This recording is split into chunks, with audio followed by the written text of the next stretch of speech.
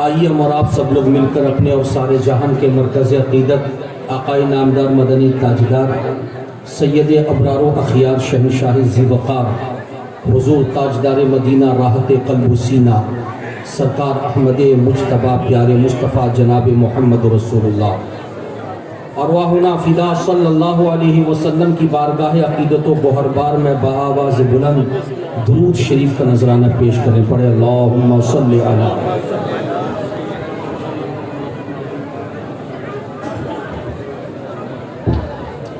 सय्यदना शफ़ीअना नबीना मौलाना मुहम्मद वालिही व बारिक वसल्लिम सलातन व सलामन अलैका या रसूल अल्लाह सल्लल्लाहु अलैहि वसल्लम।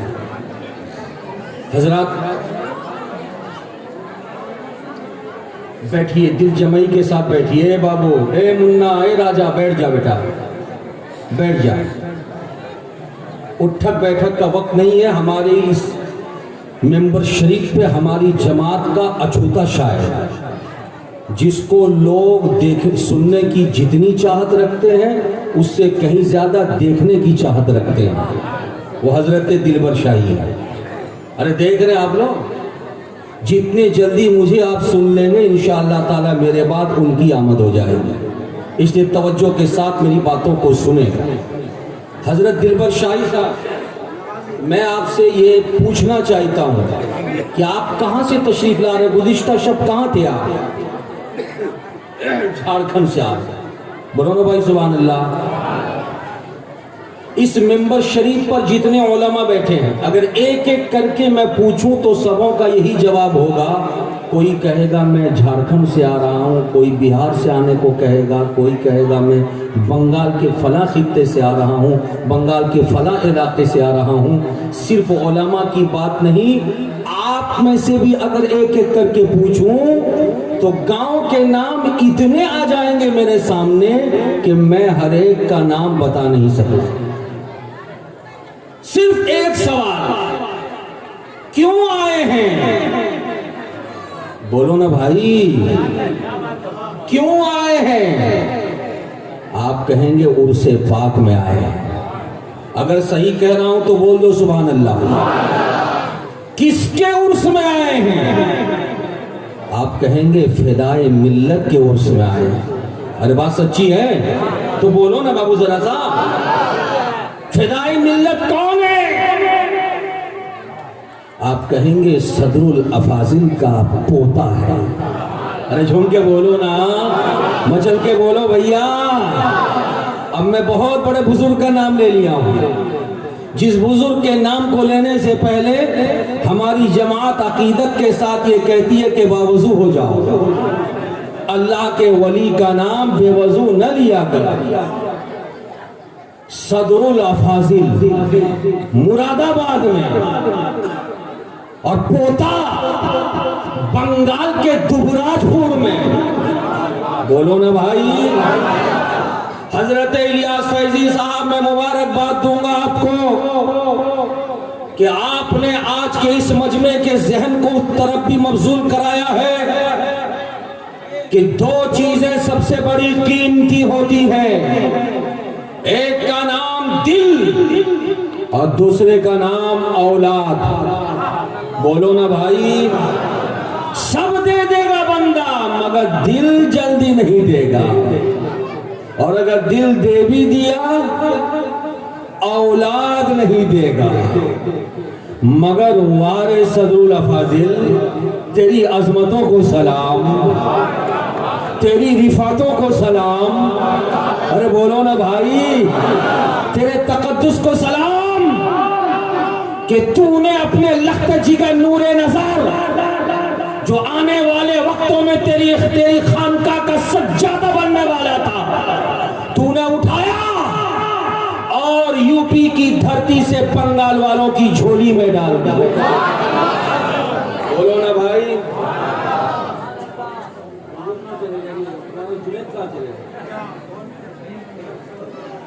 प्यार से बोलिए सुभान अल्लाह।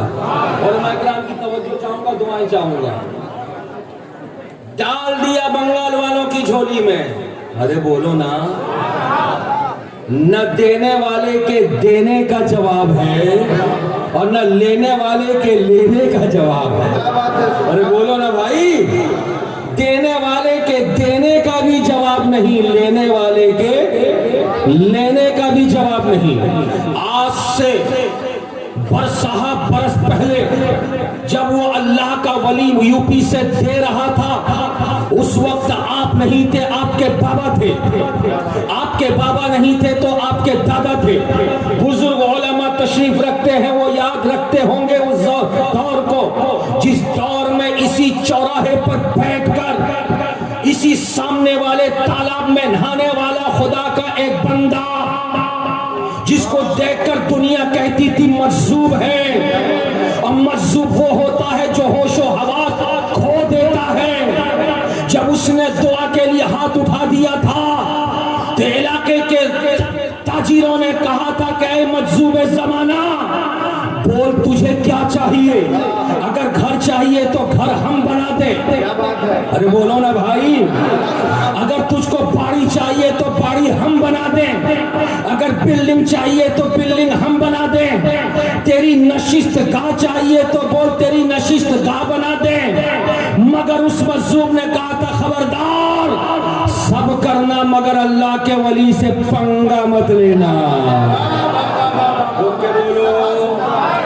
सब करना मगर अल्लाह के वली से पंगा मत लेना। जो दुनियादार होता है उसको दुनिया की तरफ होती है, बैंक बैलेंस की फिक्र उसको होती है, जमीन जायदाद की फिक्र उसको होती है, गाड़ी और बाड़ी की फिक्र उसको होती है। मगर याद रखना, मेरा नाम अकबर है, मुझको तुम पंजाबी बाबा के नाम से जानते हो। मुझे घर नहीं चाहिए, मुझे बाड़ी नहीं चाहिए, मुझे दौलत नहीं चाहिए। अरे तुम क्या दे सकते हो? सुनो, देने वाला परवरदिगार है, मुस्तफा मदीने से देख रहे हैं। मुझे क्या चाहिए?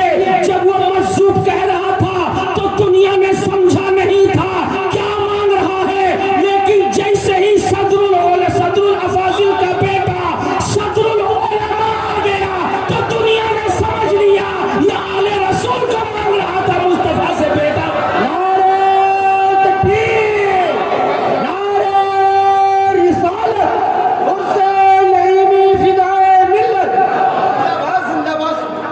प्यार से सुभान अल्लाह। बात मेरी समझ में आ रही है? कोताटा बुझते पारछेन, আমি বাংলা বলতে জানি না किंतु একটু बोलबो। अरे समझ में आ रही बात हमारी? अरे बोलिए ना। दुनिया समझ रही थी कि ये लेने वाला पता नहीं क्या मांग रहा है, मगर देने वाला जब दिया है तो वो दिया है दुनिया ने जिसका तसव्वुर नहीं किया था। यहीं से समझ में आ गया, सदरुल अफाजिल मुरादाबाद की धरती पे रह करके तुमने कैसे समझ लिया कि ये पंजाबी बाबा क्या मांग रहा है, तो सदरुल अफाजिल की रूह पुकारेगी।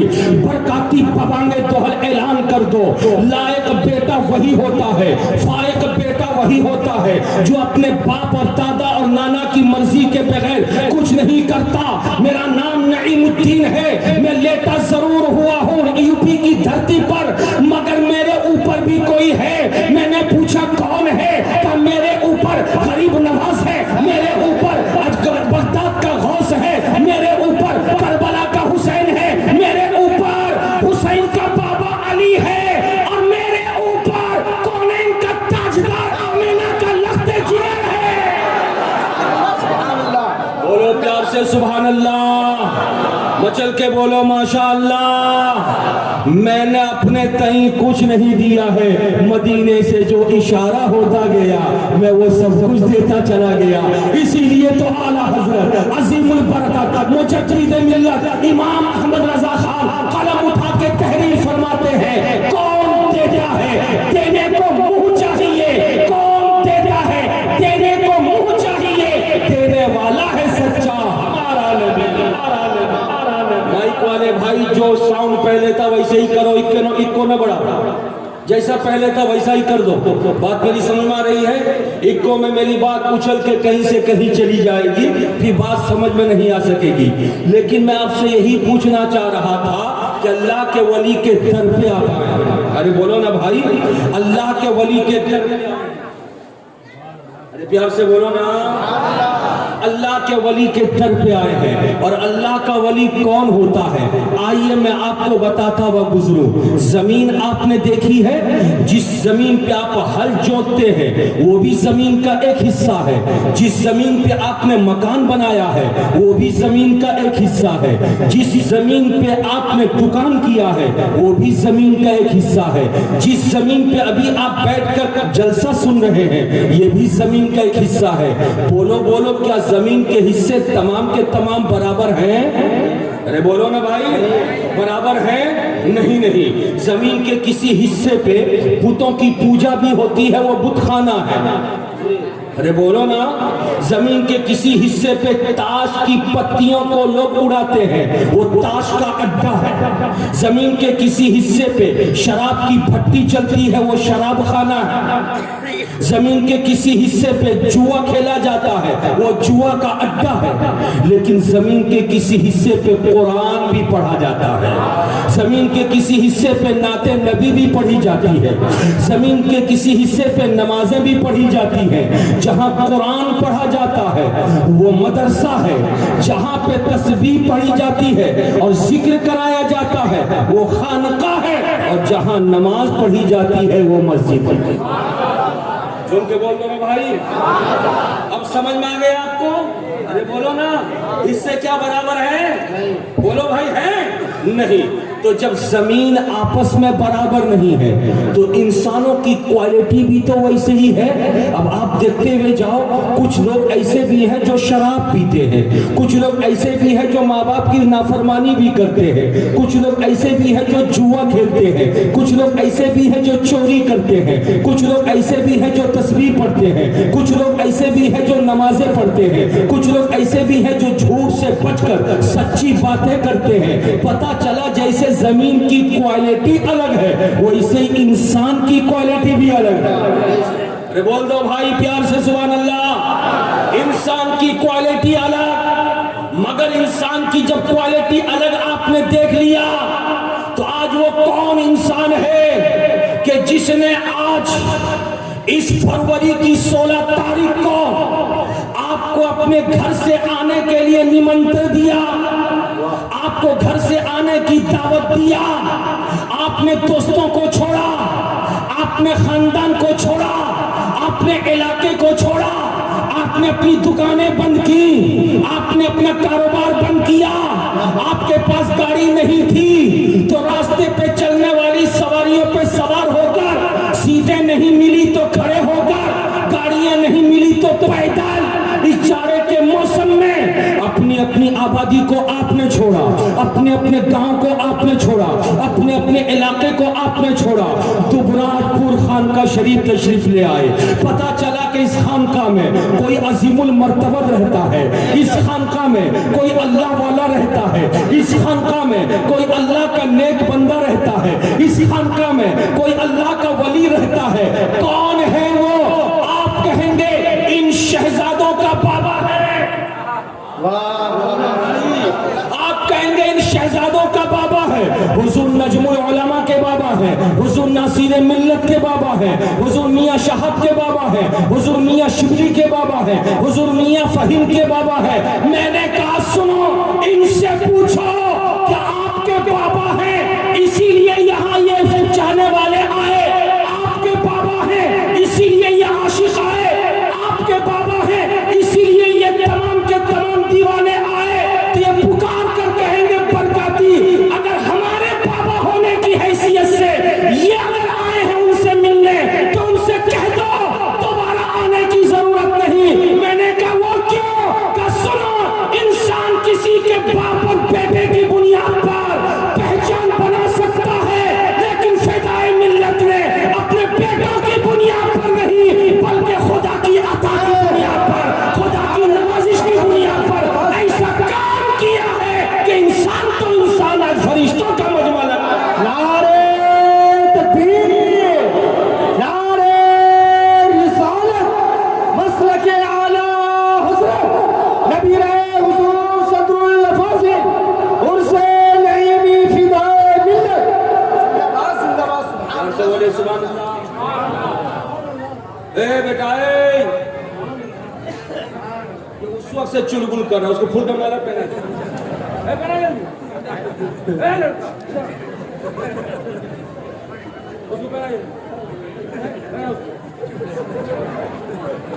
अब वो शांत बैठेगा।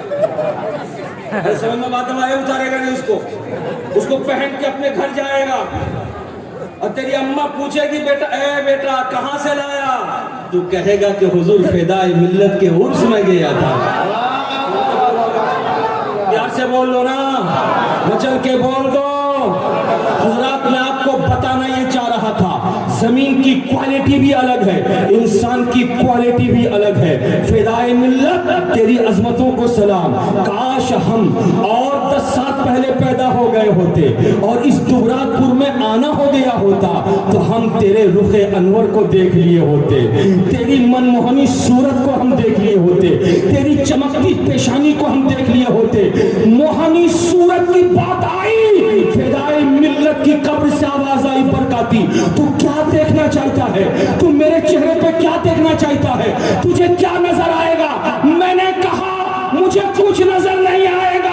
मैं जब फूलों के बागीचे में जाता हूँ तो गुलाब का फूल बड़ा हसीन नजर आता है। जब फूल को देखता हूँ तो दरख्त को भी पलट के देखता हूँ। जब फूल इतना हसीन है तो इसका दरख्त कितना हसीन होगा।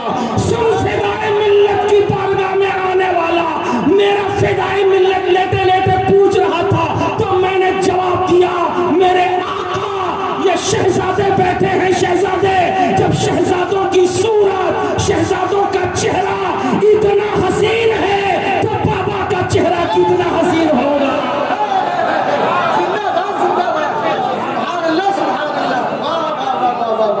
मजमे से कोई नारा तो लगा दे, एक नारा।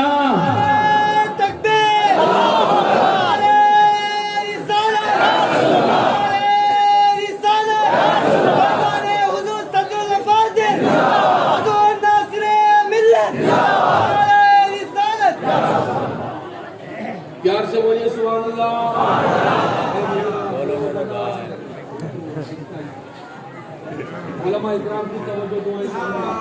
हजरात मैं आपको जो बोलना चाह रहा था कतोटा ভালো লাগলো আমাকে, আমার কতটা ভালো লাগলো। আরে বলো না, বুঝতে পেরেছো কি বলেছি আমি? হ্যাঁ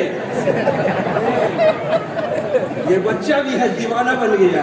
अरे बोलो ना, फिदाए मिल्लत कुर्स में जेता है, लंगर खाए था है, मौलाना को देखा था है, हुजूर से मिला था है, अरे फैज पाया था है।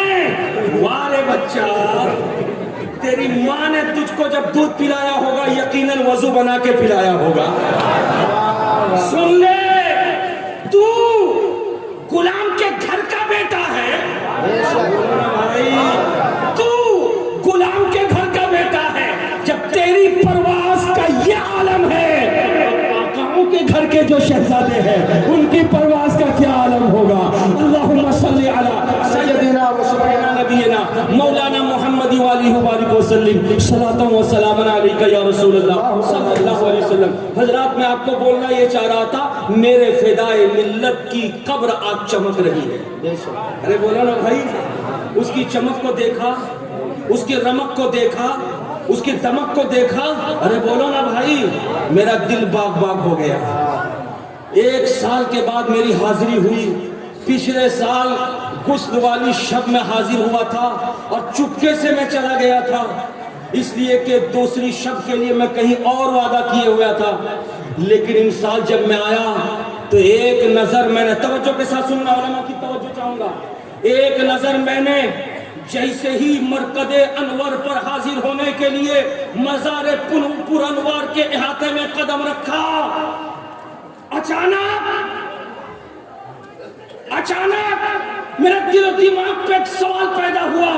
कोई मुझको झिंझोड़ रहा है, कोई मुझको झिंझोड़ रहा है।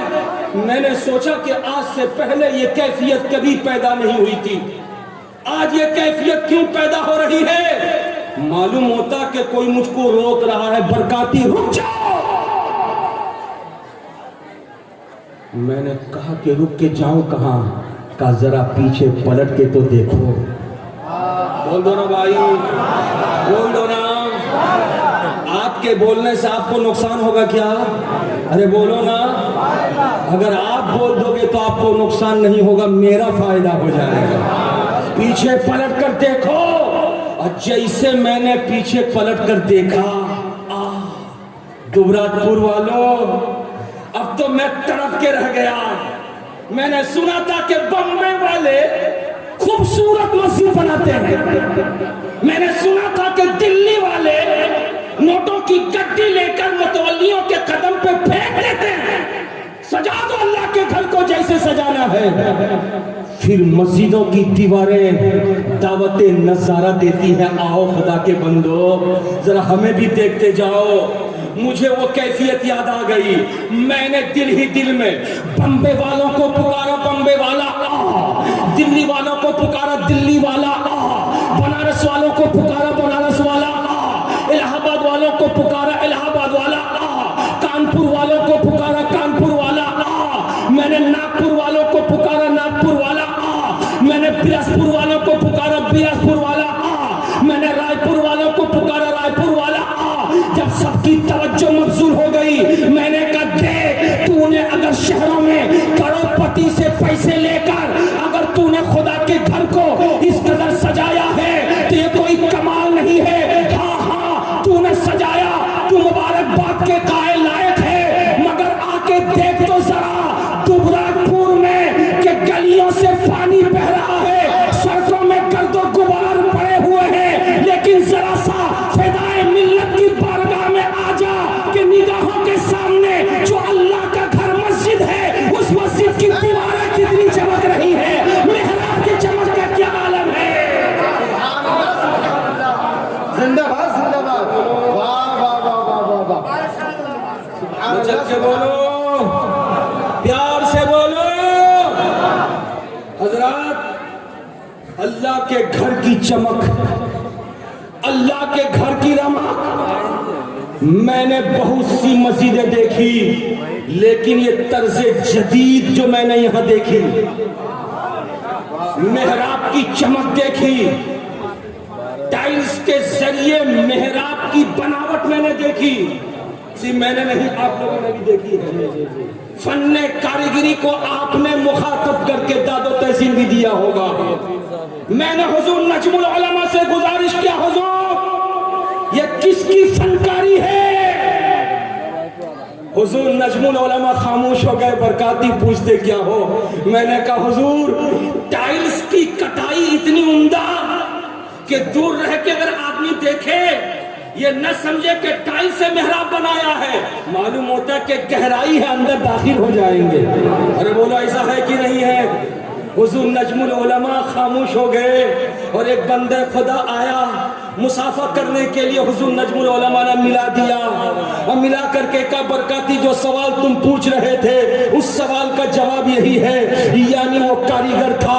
मैं सोचने लगा कारीगर तू भी अपना नाम न बता रहा है, तू भी अपना पता नहीं बता रहा है, तू भी अपना ठिकाना नहीं बता रहा है। नजमुल उलमा भी खामोश है। इनकी खामोशी कुछ दलालत कर रही थी। गोया के नजमुल उलमा ये कह रहे थे, हुजूर नासिर मिल्लत ये कह रहे थे, फिदाई मिल्लत के शहजादान कह रहे थे कि बरकाती जब मस्जिद की सजावट की बारी आई तो हमने जेब नहीं देखी, हमने तिजोरी नहीं देखी, हमने फंडिंग नहीं देखी, हमने ठान लिया था इसलिए कि यह अजीम कारनामा ये किसी और का कारनामा नहीं था।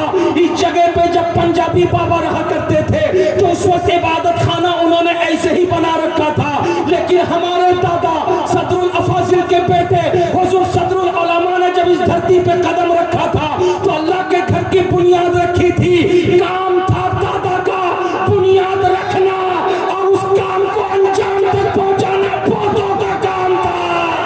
जिंदाबाद, नारे तकबीर, नारे रिसालत, उर्से नईमी फिदाए मिल्लत, जिंदाबाद जिंदाबाद। प्यार से बोलो ना भाई, बात मेरी समझ आ रही है? जाओ मेरे भाई। पोतों का काम, पोतों का काम। अब पोतों का काम देख लिया? अरे बोलो ना, देख लिया कितना अजीमुशान काम। मगर पलट के कभी तुमने हुजूर नासिर मिल्लत से पूछा हुजूर इतना खर्च कहां से बर्दाश्त किया आपने? इतनी मोटी रकम कहां से आई हुजूर? आपने कभी पूछा? अगर नहीं पूछा है तो मैं आज हुजूर से पूछूंगा। और इजाजत दो, मैं आज हुजूर से पूछूंगा, फिदाए मिल्लत के शहजादों से पूछूंगा। बोलो ना भाई कि हम एक घर बनाने के लिए जब बैठते हैं तो हमारी कमर टेढ़ी हो जाती है, लेकिन खुदा के घर को इतना अजीमुशान आपने बनाया है। ए शहजादगान, बताओ बताओ जरा ये खर्च कहां से लाए? तो शहजादगान की तभी जबान कहेगी बरकाती, जब हमने इसके काम का तहिया कर लिया, एस्टीमेट लिया, माल देने वाले डीलर को जब बुलाया तो डीलर ने कहा कि फिदाई मिल्लत के बेटो, मैंने सुना है और देखा भी है कि तुम बड़े बाप के बेटे हो, बड़े दादा के पोते हो। तुम्हारा बाबा बेमिसाल था, तुम्हारा दादा बेमिसाल था, और तुम्हारे मानने वाले दुनिया छोड़ सकते हैं मगर तुम्हारा दामन नहीं छोड़ सकते।